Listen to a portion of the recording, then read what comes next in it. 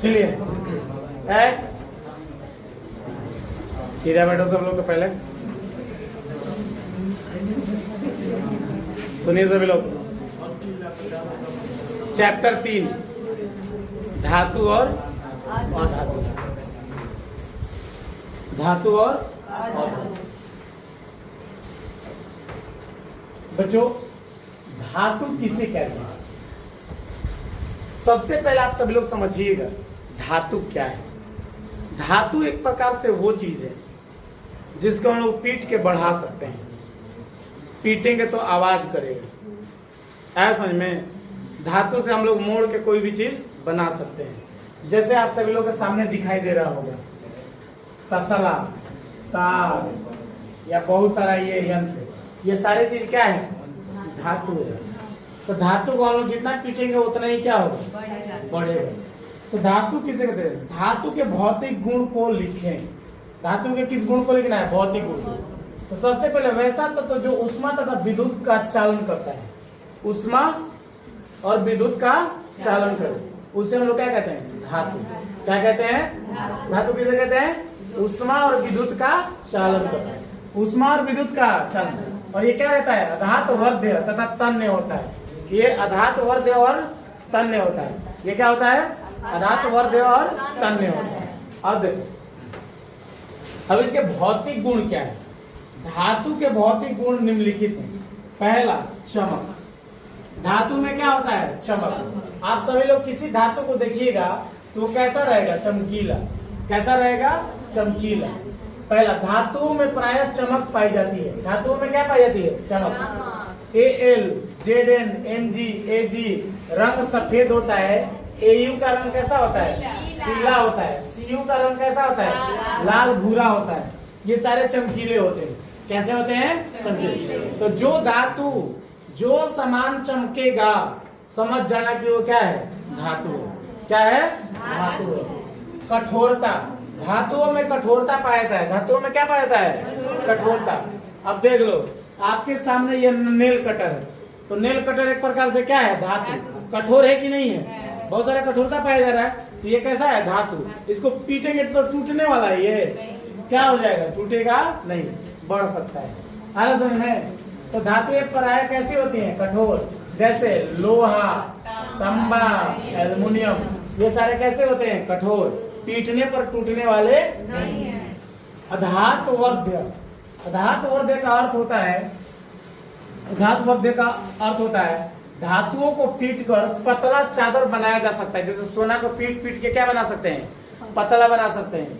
चांदी को पीट पीट के क्या बना सकते हैं? पतला। एल्युमिनियम को पीट के क्या कर सकते हैं? पतला बना सकते हैं। ये सब टूटने वाला नहीं है। एक बात सिंपल ही याद रखिएगा, धातु वो चीज है कितना भी पीट लीजिए टूटेगा नहीं, बढ़ते चला जाएगा। अरे समझ में? वो बात अलग है कि काट लीजिएगा उसको। ठीक है? तन्यता, ये तन्य होता है। क्या होता है? तन्य। धातुओं में उपस्थित वैसा गुण जिसके कारण उसे खींचकर तार बनाया जा सके। तन्य, तन्य मतलब खींचकर। जैसे मान लीजिए वहां से हम यहाँ लाइट खींचे हैं, अब तन्य नहीं होगा तो बीचों से टूट के क्या हो जाएगा? गिर जाएगा। तो तन्यता होना चाहिए उसमें। क्या होना चाहिए? खींच के भी रखे तो वो टूटने वाला नहीं होगा। उसे हम लोग क्या कहते हैं? धातु कहते हैं। क्या कहते हैं उसे हम लोग? धातु। धातु में उपस्थित वैसा गुण जिसके कारण उसे खींचकर तार बनाया जा सके। जैसे 1 ग्राम सोना को 2 किलोमीटर तक खींचा जा सकता है। चांदी, एल्युमिनियम, तांबा को अपवाद में बिस्मत यानी कि BI के रूप में खींचा जा सकता है। यानी कि ये सारी चीजें हम लोग खींच सकते हैं। खींच सकते हैं, नहीं खींच सकते हैं? आगे समझ में? अब देखिए, उष्मीय चालकता। अब धातुओं में प्राय उष्मा का भी चालन होता है। जैसे चांदी और तांबा उष्मा के सबसे अच्छे चालक हैं। चांदी और तांबा में उष्मा अच्छा प्रवाहित होता है। आगे समझ में? तो इससे उष्मा का भी प्रवाह होता है धातु में। बिना उष्मा, बिना प्रवाह का, बिना चमकीला धातु नहीं हो सकता। आगे समझ में? अब देखो, विद्युत का चालकता। अब धातु जो होता है विद्युत का भी चालक होता है। धातुएं प्राय विद्युत के चालक होते हैं। जैसे चांदी और तांबा सबसे अच्छे चालक होते हैं। किसके? विद्युत के। ऐसे में उष्मा के भी चालक धातु तांबा ही होता है। ऐसे में और विद्युत का भी चालक चांदी तांबा ही होता है। समझ में आ रहा है कि यार सब लोगों को? ठीक है, आ देखो ध्वनिक। ध्वनिक का मतलब आप लोग पहले भी बताए थे कि जब भी आप धातु को पीटिएगा तो उसमें क्या उत्पन्न होगा? ध्वनि उत्पन्न होगा। धातु को पीटिएगा तो टन टन करेगा कि नहीं करेगा? तो उसमें क्या उत्पन्न होगा? ध्वनि उत्पन्न होगा। आ रहा समझ में? अब देखिए धातुओं में स्वतंत्र इलेक्ट्रॉन पाए जाने के कारण उसमें ध्वनिक गुण उत्पन्न होते हैं। अब जैसे गलनांक, धातुओं के गलनांक प्राय उच्च होते हैं, जैसे लिथियम, सोडियम 98 डिग्री सेल्सियस पर हम लोग क्या कर सकते हैं? गला सकते हैं। इसका गलनांक लो तो हो ही नहीं सकता है। आप जब भी एक धातु को गलाने जाइएगा तो बहुत तगड़ा आपका क्या चाहिए? गलनांक चाहिए। अरे समझ में? अगर लो गलनांक में चाहिएगा कि हम गला ले धातु को, नहीं गलने वाला। प्लास्टिक है कि थोड़ा सा भी आग लगाए गल जाएगा। उसके लिए टेम्परेचर क्या चाहिए? एकदम हाई चाहिए। आए समझ में? 64 डिग्री सेल्सियस गैलियम का, 30 डिग्री सेल्सियस सीजियम का गलनांक 98 डिग्री सेल्सियस, यानी कि बिना इसको खतरनाक गलनांक के नहीं गलाया जा सकता है। क्या समझ में? इसके लिए गलनांक क्या चाहिए? हाई। ठीक है, अब धातुओं के रासायनिक गुणों को लिखते हैं हम लोग। भौतिक गुण लिख लिया आप लोग। भौतिक गुण में क्या क्या पड़े? पीटने पर आवाज करेगा, पीटने पर आवाज करेगा, खींचने पर टूटेगा नहीं, विद्युत को सप्लाई करा सकता है, उष्मा को सप्लाई करा जा सकता है। समझ में? वो क्या होता है? चमकीला होता है। क्या होता है? चमकीला होता है। आघात वर्ध्यता होता है।